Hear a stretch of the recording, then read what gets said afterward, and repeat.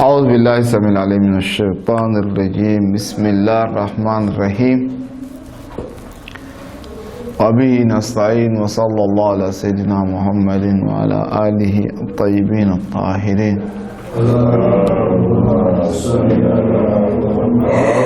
وآل محمد وعجل الفرج اللهم صل على محمد.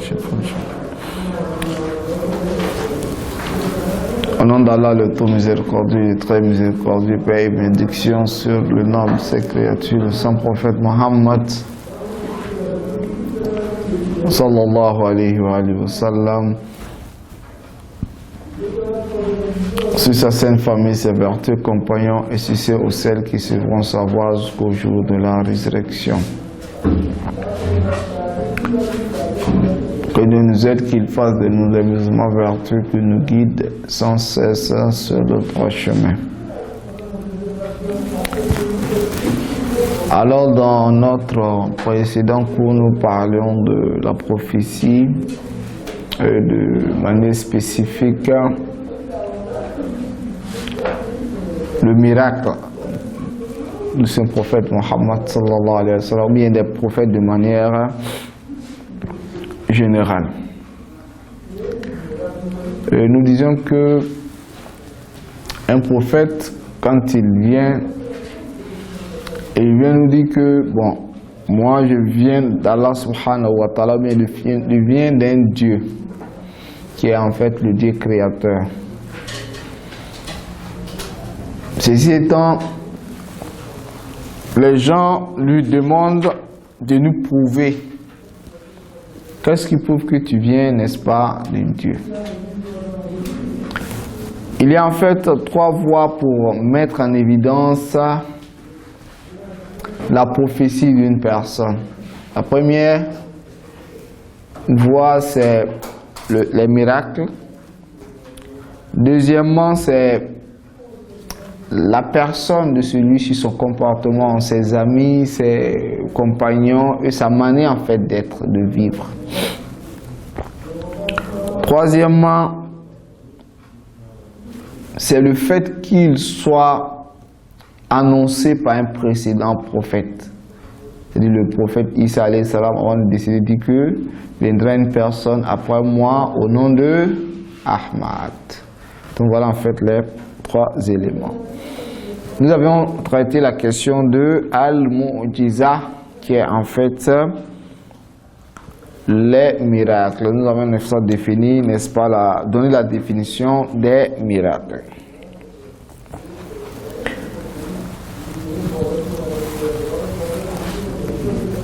Ce sur quoi il faut insister est que quand on parle de miracle, quand une personne vient avec un miracle, il vient défier les gens, alors il faudra que ce qu'il aura ou arrivera, n'est-ce pas, à réaliser soit conforme avec ses propos. C'est-à-dire, quand un prophète vient, il vous dit que moi je suis en fait de Dieu, alors Allah subhanahu wa ta'ala m'a donné le pouvoir de diviser ou bien de diviser en fait la mer comme l'a fait Moussa alayhi salam. Il ne faudra pas que ça soit en fait le contraire. C'est-à-dire, ce que je prétends doit se réaliser. C'est pas comme celui-là même qu'on appelle Musaylama al-Kazzab, qui était une personne qui a prétendu être un prophète. Quand il est arrivé, on l'a demandé de faire un miracle, il est venu, il a fait les incantations dans un puits, craché, et au lieu que l'eau vienne abondamment, le puits s'est asséché. Donc, oui, c'est quelque chose d'extraordinaire. Mais est-ce que c'est ce qu'il a voulu comme miracle? C'est le contraire qui s'est réalisé. Ce que nous voulons de toi est que tu puisses faire de telle sorte que l'eau soit abondante dans le puits. Mais lui, il est venu, oui, il a fait les incantations, il a dit des choses, mais au lieu que l'eau puisse remplir, c'est le contraire qui s'est manifesté. Donc cela, on n'appelle pas ça mu'jiza. Deuxième élément est que mu'jiza, ou bien la question de la prophétie, ne peut se réaliser si nous ne croyons à cette théorie qui dit que le bien et le mal peut être connu par la raison. Al-husn wal-qubl al-aqliyay. Parce que tant que nous disons que le bien et le mal n'est pas reconnu par la raison, nous ne pouvons en aucun cas prouver l'authenticité d'un prophète. Jamais. On ne peut pas. Parce que sur quelle base nous allons se baser pour dire que telle personne est prophète et telle personne n'est pas prophète? On n'aura pas de preuve. Parce que Husn al-Qubl al-Aqliyay veut dire quoi? Husn al-Qubl al-Aqliyay veut dire qu'il est impossible qu'Allah subhanahu wa ta'ala mente. Il est impossible qu'Allah subhanahu wa ta'ala envoie un mauvais ou une mauvaise personne comme prophète, un menteur comme prophète. Parce que tant que nous n'acceptons pas ce principe qu'il est impossible qu'Allah subhanahu wa ta'ala envoie un menteur comme prophète, alors un menteur, Dieu pourrait envoyer un menteur comme prophète. Alors quand un menteur vient comme étant un prophète, comment nous allons le distinguer, voir que réellement c'est un prophète ou un non-prophète? Il n'est pas prophète. On ne peut pas savoir. Voilà pourquoi Allah m'a dit cela. Il dit là, aucun al-husn wal-qubl bi'tibar al-sama la ghayr lama kaboha min Allah ta'ala shay. Il dit si réellement le bien et le mal étaient déterminés par la religion, Sam, ici c'est la religion, ce qui dit les textes religieux, alors aucune chose ne pourrait, les faits de Dieu, les actions de Dieu pourraient en aucun cas traiter de bien ou de mauvais. En aucun cas on pourrait dire qu'Allah subhanahu wa ta'ala a fait quelque chose de mauvais. Parce que c'est lui qui détermine le bien et le mal.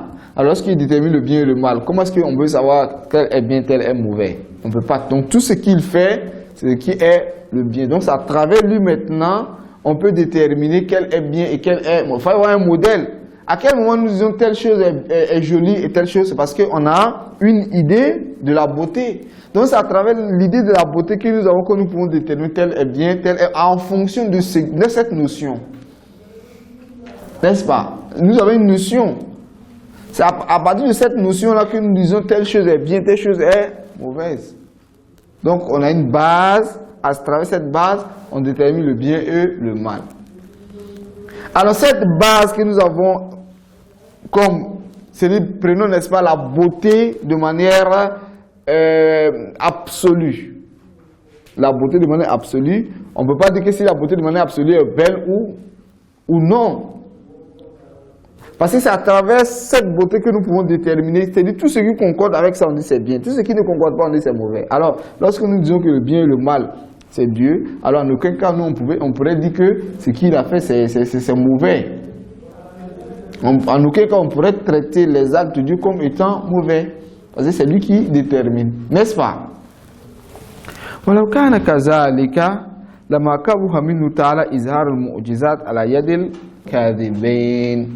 Il dit ceci étant, Allah subhanahu wa ta'ala pourrait envoyer un menteur comme étant un prophète. Est-ce qu'on peut dire que c'est mauvais? C'est mauvais d'envoyer un menteur comme prophète? Non. C'est pas mauvais en fait en soi. Pourquoi? Parce qu'à quel moment toi tu as dit que c'est mauvais? À quel moment nous pouvons traiter l'acte de Dieu comme étant mauvais lorsque nous avons une balance? Mais ici il n'y a pas de balance. Tout ce qu'il fait c'est ce qui est bon. Alors, tout ce qu'il fait c'est ce qui est bon. Est-ce que nous pouvons le traiter pour dire non, Dieu c'est mauvais que tu as envoyé, n'est-ce pas, un menteur? Il dit c'est moi qui ai voulu ça. Puis ici la balance. Donc tout ce qu'il fait c'est ce qui est normal. وَتَجْوِيزَ ذَلِكَ يُسَدُّ بَابُ مَعْرِفَةُ النُّبُوَّةِ. Il dit, si cela est possible, alors on peut en aucun cas déterminer qui est le prophète. Personne ne peut prouver, n'est-ce pas, sa prophétie. Parce que tant qu'on me dit que c'est possible qu'Allah subhanahu wa ta'ala puisse envoyer une personne menteur comme prophète, alors quand deux personnes nous arrivent, telle personne est véridique, telle personne est menteur, le menteur dit que je suis prophète, le véridique également dit que je suis prophète. Ou bien du moins, une personne vient qui est menteur qui dit je suis un prophète. Est-ce que nous allons dire que quels sont tes preuves? Peut-être tu mens. Il dit mais même si je mens, il y a quel problème? Est-ce qu'un menteur ne peut pas être prophète? On dit mais un menteur peut être... Ah non, je suis un prophète. Vous voyez? Donc pour que nous puissions prouver l'authenticité de la prophétie, il faudrait que nous puissions savoir que le bien et le mal est déterminé par la raison, pas par la religion. Parce que la religion ici c'est quoi? C'est Dieu et ses prophètes. Donc ça dit quoi? Tout ce que cette personne dira, c'est là qui est la balance. Parce que le prophète c'est quoi? Quand on parle de la religion, c'est Dieu et de son prophète, c'est cela qui est la religion. Maintenant le prophète que voici, on ne sait pas si c'est un bienfaiteur ou c'est un malfaiteur, c'est un véridique ou bien c'est un menteur. Mais on dit qu'il pourrait être prophète. Donc si nous acceptons cela, fa inna ayya nabiyin azhar al-mu'jizati akiba idda'a an-nubuwwa la yumkin tasdiquhu ma tajwiz izhar al-mu'jiza al-kadhibi fi da'wa an-nubuwwa. Donc ceci étant, toute personne qui vient nous fait, n'est-ce pas, des mystères, il veut faire des miracles et après ça il dit qu'il est prophète, nous dit ah mais peut-être tu mens. C'est possible, non? Parce que tant que c'est possible que Dieu nous envoie un menteur comme prophète, c'est-à-dire même si une personne vient faire des miracles, après cela il dit que lui il est prophète, alors on se pose la question, qu'est-ce qui prouve que tu ne mens pas? Parce qu'il y a cette possibilité-là qui est là. Après si on nous dit que non, il est tout à fait impossible que Dieu envoie un menteur comme prophète. Là maintenant quand celui-ci fait, on dit ah c'est possible que il est véridique. Mais est-ce que c'est possible que celui-ci soit un menteur?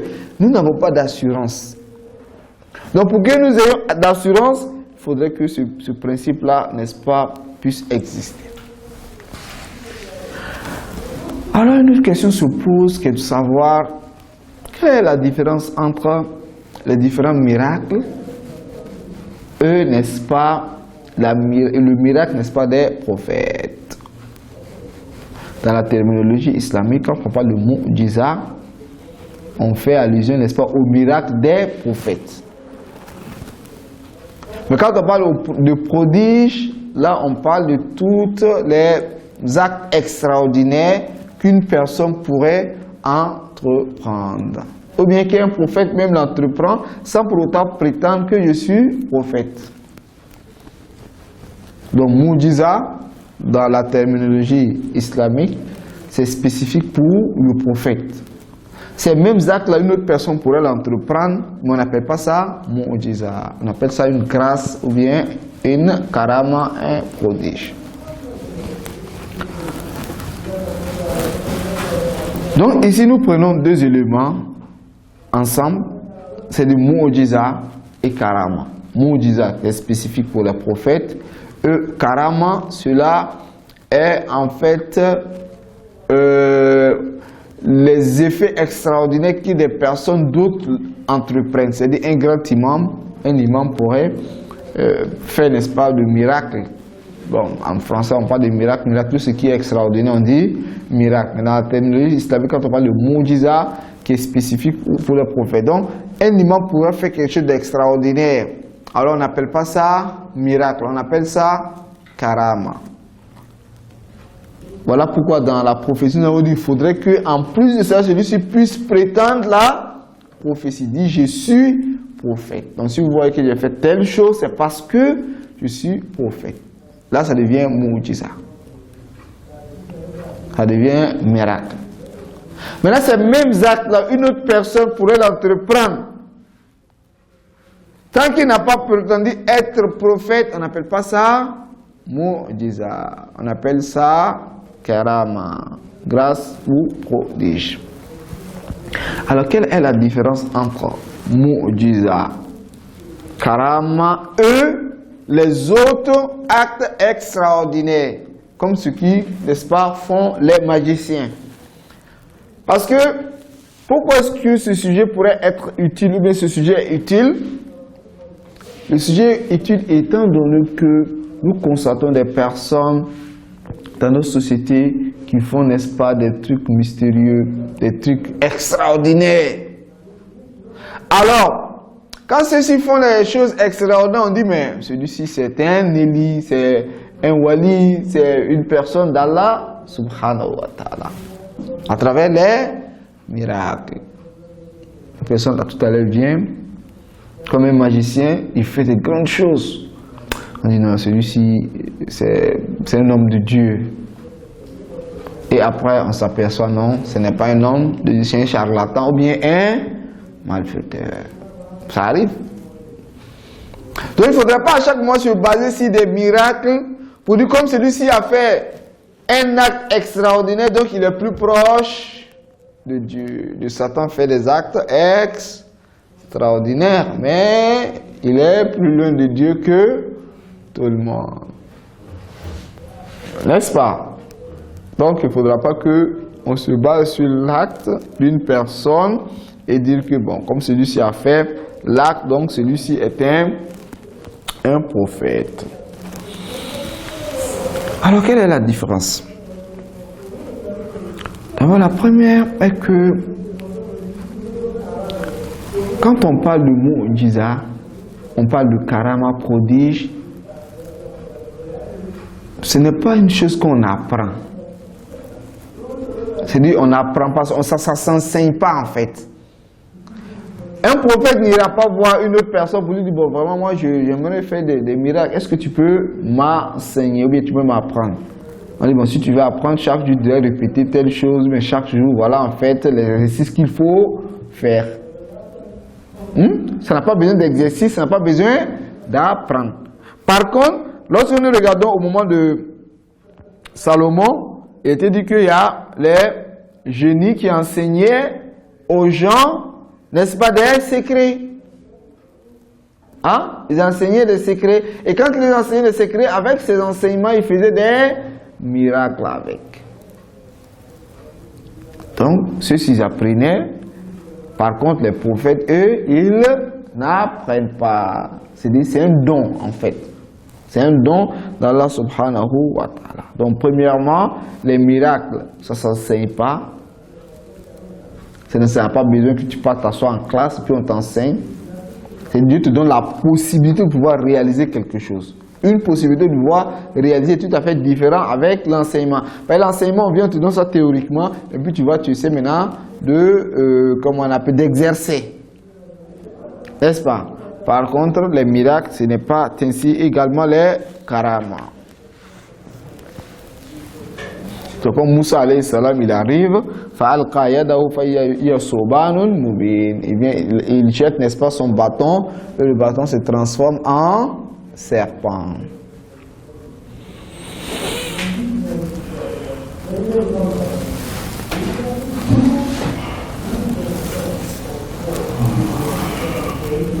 Et ça, c'est le premier aspect. Le deuxième aspect de Al-Mu'jiza, ça dépend, n'est-ce pas, de l'objectif. Quand un prophète vient, directement, il ne vient pas faire, n'est-ce pas, de miracle pour prouver, n'est-ce pas, sa prophétie. N'est-ce pas? Quand un prophète vient au début, il ne commence pas avec des miracles. Il essaie d'enseigner, informer les gens. Il dit, bon, moi je viens de Dieu, Dieu m'a envoyé pour venir. Vous sortez, n'est-ce pas, des ténèbres, vers, n'est-ce pas, la lumière. Dites la ilaha illallah et vous serez sauvés. Dites la ilaha illallah, vous serez sauvés. Et si vous voulez avoir, n'est-ce pas, la vie meilleure ici et une vie meilleure dans l'au-delà, voilà en fait les mesures à suivre, voilà les dispositions qu'il faut prendre. N'est-ce pas? C'est comme ça les prophètes font. Et parmi les gens ne sont pas au même point d'égalité. Il y a des personnes rationnellement peut comprendre des choses, alors, de manière rationnelle, les envoie, n'est-ce pas, des preuves pour prouver, n'est-ce pas, sa prophétie. C'est simple. On vient rationnellement prouver, n'est-ce pas, la prophétie d'une personne avec la raison. Par contre, il y a des personnes qui n'ont pas cette maîtrise de la recherche rationnelle, ou du débat rationnel.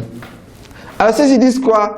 Ils disent, si réellement, ce que tu prétends être avec Dieu, si réellement c'est vrai, alors prouve-nous, pour que nous puissions voir de nos propres yeux. Donc, il y a des personnes, tant ils sont matérialistes, tant qu'ils n'ont pas vu de par l'œil nu, ou bien par l'œil, ils ne croient pas. Donc, il dit, nous voulons voir. Cela nous amène à l'époque de Moussa alayhi salam. Le peuple de Moussa dit vraiment, le Dieu que nous ne voyons pas, nous ne pouvons pas adorer. Il dit, Arinallah jaharatan. Il dit, demande à ton Seigneur de demander à Dieu qu'il se manifeste pour que nous puissions le voir. Qu'est-ce que cela voudrait dire? Nous ne pouvons pas adorer un Dieu que nous ne voyons pas.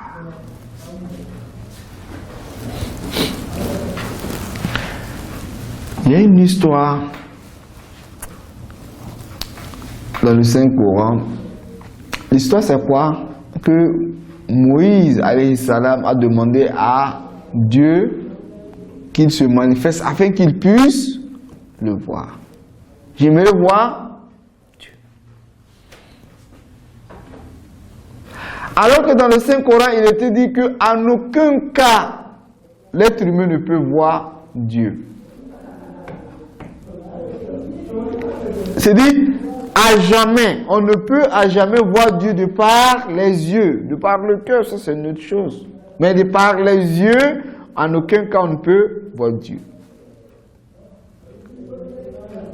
Dieu n'a pas dit dans les moments anciens, on pouvait me voir, mais maintenant on ne peut pas me voir. Il dit jamais de la vie Dieu, parce que Dieu n'est semblable à rien. Alors comme il n'est pas semblable à quoi que ce soit, alors il ne peut être vu. Dieu ne peut être vu, c'est vrai? Oui. Moussa alayhi salam le sait ou pas? Soit tu le sais ou bien il ne sait pas. S'il ne sait pas, c'est pas un prophète, mais c'est un prophète. Donc il le savait. Alors, si Moussa alayhi salam sait qu'on ne peut pas voir Dieu, pourquoi il va s'arrêter devant Dieu et dire, ah Dieu, vraiment, j'aimerais te voir? Est-ce qu'il n'y a pas de paradoxe? Il y a un paradoxe. Dieu dans le Saint-Coran nous dit, en aucun cas, il ne peut être vu. Dieu ne ressemble à quoi que ce soit. Une autre personne pourrait venir dire, ah, j'aimerais voir Dieu. Eh bien Dieu, moi j'aimerais te voir. Parce qu'il ne sait pas que Dieu ne peut pas être vu. Il ne connaît pas la nature de Dieu. Mais c'est trop loin pour un prophète. Un prophète qui sait que Dieu ne peut être vu, puis il va s'arrêter et dire, bon Dieu, vraiment j'aimerais te voir. Hein? C'est pas ce que Moussa a fait. Alors Allah subhanahu wa ta'ala dit, bon, il n'y a pas de problème, tu peux me voir. Donc, viens dans tel lieu, Tour Sina, de l'autre côté, arrête-toi et regarde tel coin, tu verras. Alors, quelle réponse à cela? Les savants ont essayé de répondre à cela en disant que, oui, Moussa alayhi salam a demandé de voir Allah subhanahu wa ta'ala. Mais ce n'est pas pour lui-même. Moussa sait que Dieu ne peut être vu. Il le sait bien. Mais c'est son peuple qu'il a oublié de dire, ah vraiment, nous, on veut voir Dieu. Donc va demander à Dieu qu'il se manifeste pour que nous puissions le voir. Donc, la question de Moussa, ce n'était pas pour lui-même, mais c'était pour son peuple. C'est le peuple qui a demandé de voir Dieu. Donc lui était un intermédiaire. Il dit, comme vous dites, vous voulez voir Dieu, alors Dieu montre-nous. Pour qu'on puisse... Donc, allons-y, il est allé avec le groupe, puis on va s'arrêter pour, n'est-ce pas, faire, n'est-ce pas, des vœux avec que Allah subhanahu wa ta'ala puisse se manifester. Ça va? Donc, la question, c'est pas pour Moussa lui-même, mais c'est en fait pour son peuple. Et concernant également la question de la vue d'Allah subhanahu wa ta'ala, est-ce que Dieu peut être vu ou pas? On a un de nos imams, un de nos grands imams, l'imam de Ahl al-Bayt alayhi salam. Une fois comme ça, une personne posa, n'est-ce pas, la question, disant que Allah subhanahu wa ta'ala peut être vu. Ah! Que le saint prophète Mohammed sallallahu alayhi wa sallam a dit que le jour de la résurrection, nous allons voir, n'est-ce pas, Dieu. Ou bien, Dieu peut être vu. Ah! C'est ça, l'imam pose la question à cette personne. Il dit, c'est étonnant. Il dit, mais qui est celui-là même qui est venu nous dire dans le Saint-Coran que Dieu ne peut être vu? On dit, mais c'est le Saint-Prophète Mohammed sallallahu alayhi wa sallam. Il dit, mais comment se fait-il que le Saint-Prophète peut venir avec le Coran nous dire que Dieu ne peut être vu, et de l'autre côté, il nous dit que lui, il a vu Dieu? Et comment est-ce que nous pouvons concilier cela? Dieu ne peut être vu, moi j'ai vu Dieu. Est-ce qu'il n'y a pas de paradoxe? Effectivement, il y a le paradoxe. Donc, troisième élément, c'est en fait le comportement, n'est-ce pas, de ces personnes-là. Le prophète, quand un prophète vient avec des miracles, parce que les miracles devraient être concordants avec, n'est-ce pas, ton comportement. Donc, un prophète, quand une personne dit, lui, il fait des miracles, oui, c'est vrai, mais au-delà de ces miracles, il y a un bon comportement. Par contre, nous voyons les charlatans qui font, n'est-ce pas, des miracles, mais c'est malfaiteurs.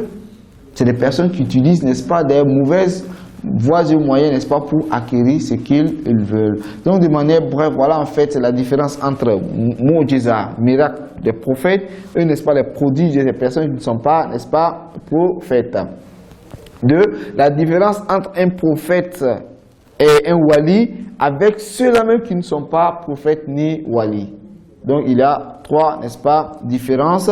D'abord, quand on parle de Mu'jiza, cela ne s'enseigne pas. C'est un don de Dieu directement. Ça, c'est un. De deux, ça dépend des objectifs. L'autre vient, son objectif, c'est Dieu. Son objectif, c'est d'enseigner. Par contre, l'autre, son objectif, c'est de se faire, de paraître, de se faire connaître, n'est-ce pas? Le prophète, c'est quand les gens ont besoin d'éclaircissement qu'il envoie, n'est-ce pas, de miracles. Troisièmement, en termes de comportement, le comportement du prophète concorde, n'est-ce pas, avec ses miracles, avec ce qu'il dit. Par contre, les charlatans ont un comportement qui diffère tout à fait avec leur objectif. Et car leur objectif là-bas, c'est d'avoir, n'est-ce pas, la notoriété, c'est d'être grand. Alors, leur objectif est fait spirituel. Alors, sur ce, nous allons terminer la question du miracle. Wassalamu alaikum wa rahmatullahi wa barakatuh.